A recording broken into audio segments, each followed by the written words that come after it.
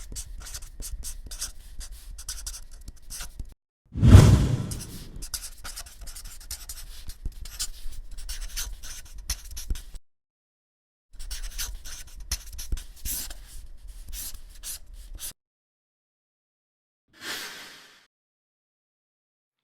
Everyone, welcome to the seventh episode of our video podcast series. आज का हमारा विषय है आयुर्वेद और मानसिक स्वास्थ्य। और इस विषय पे बात करने के लिए हमारे जो गेस्ट है वो आयुर्वेद का एक बहुत ही जाना माना चेहरा है। उनका नाम है डॉक्टर सुविनय दामले। वैसे तो सर का इंट्रोडक्शन बहुत बड़ा है, बट अगर मैं शॉर्ट में बताने जाऊँ तो आयुर्वेद का जो आयुष डिपार्टमेंट है भारत सरकार की तरफ से, वो वहाँ पे वो राष्ट्रीय आयुर्वेद गुरु के पद पे कार्यरत है। आयुर्वेद व्यासपीठ नाम की जो नेशनल ऑर्गेनाइजेशन है, उसके भी वो पदाधिकारी है। और सर एक टेडेक्स स्पीकर भी रह चुके हैं। तो आइए जानते हैं कि सर का क्या कहना है कि इस पीरियड में आयुर्वेद हमें कैसे मदद कर सकता है, वो हमको क्या टिप्स देना चाहेंगे। आइए सर से बात करते हैं।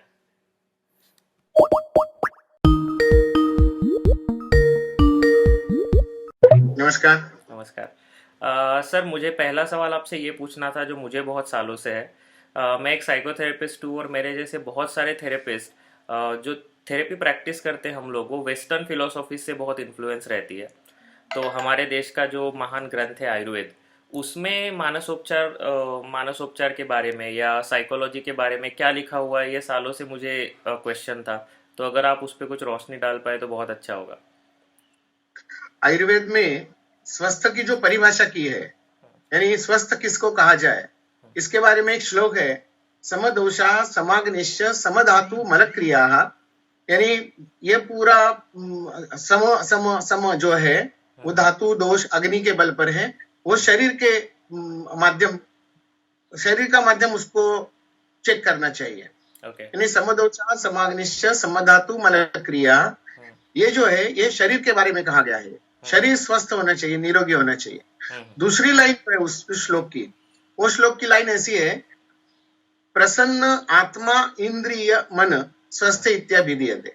यानी सिर्फ शरीर प्रसन्न है, यानी सब रिपोर्ट्स नॉर्मल आए तो पेशेंट नॉर्मल है, ऐसा नहीं है। उसके साथ साथ मन भी प्रसन्न होना चाहिए, आत्मा भी प्रसन्न होना चाहिए और इंद्रिय भी प्रसन्न होनी चाहिए। इसके लिए उन्होंने प्रसन्न ऐसा शब्द लिखा है, ये सम नहीं, ये प्रसन्न शब्द लिखा है। और ये प्रसन्न जो है वो मुझे ही समझ में आएगा, दूसरों यंत्र को तो कभी बिल्कुल नहीं। मैं प्रसन्न हूं या नहीं, ये किसको समझ में आएगा? मुझे ही समझ में आएगा। यदि मेरी इंद्रिय प्रसन्न है, मेरा आत्मा प्रसन्न है, मेरा चित्त प्रसन्न है और मेरा शरीर ठीक है, तो ही मैं निरोगी हूँ।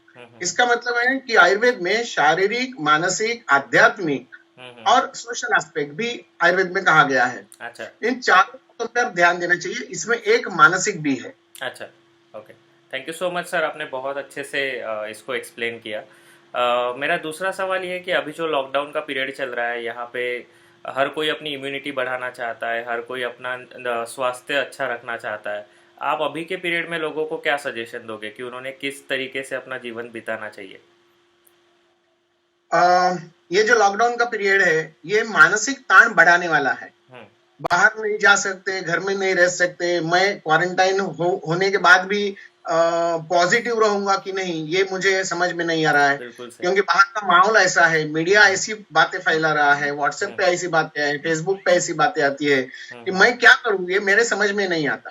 पूरी इंडस्ट्री, पूरी मेडिकल इंडस्ट्री इसमें क्या स्कैर हुई है। यानी हेल्थ केयर सेंटर्स जो है वो सब हेल्थ केयर सेंटर्स बन गए।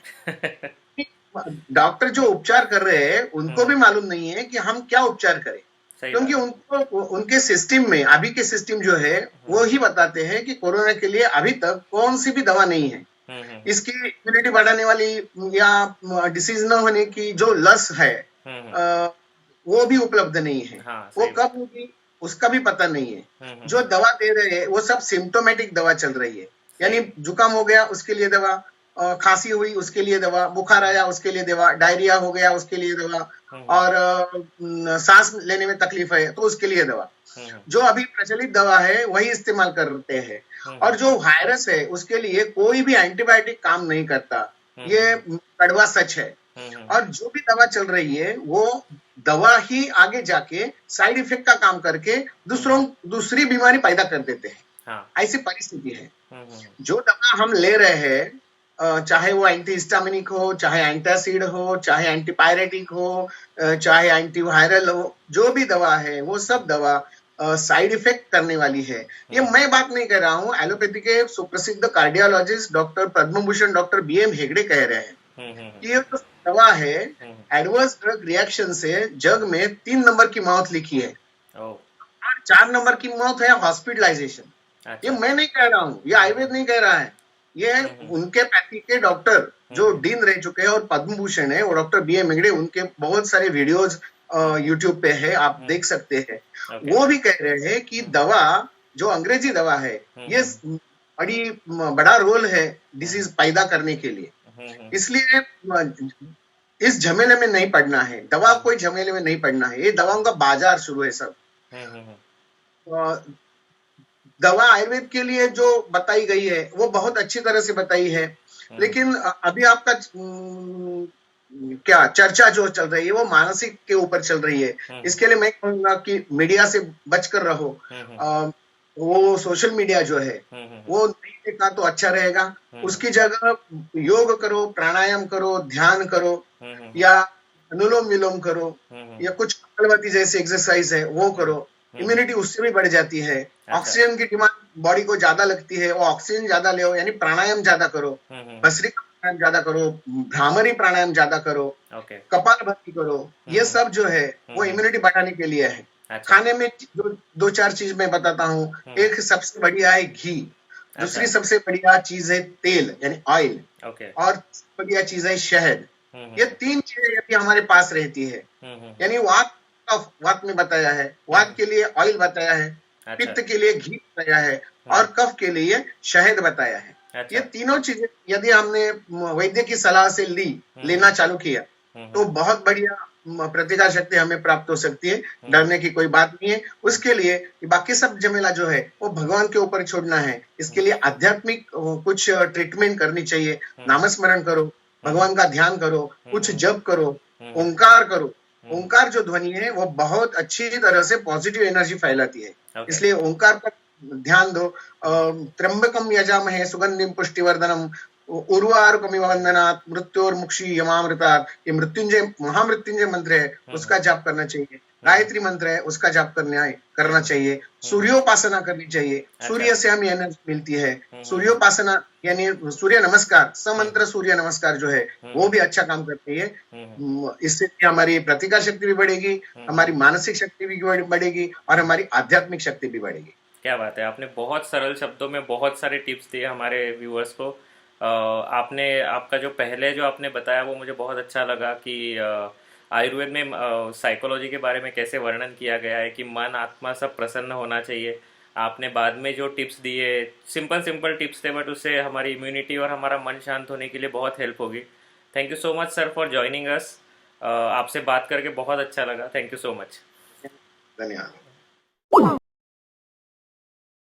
Thank you so much for your overwhelming response to our previous videos. If you like today's video, do like, comment and subscribe to our channel. If you want to get in touch with our today's guest, his contact information is given in the video description. Sir का दामले उवाच नाम का एक YouTube channel भी है। मैं आप सब लोगों से गुजारिश करूंगा कि आप उस चैनल को भी सब्सक्राइब करो। आयुर्वेद से रिलेटेड बहुत सारी जानकारी वहाँ पे रेगुलरली अपडेट होती रहती है। Thank you.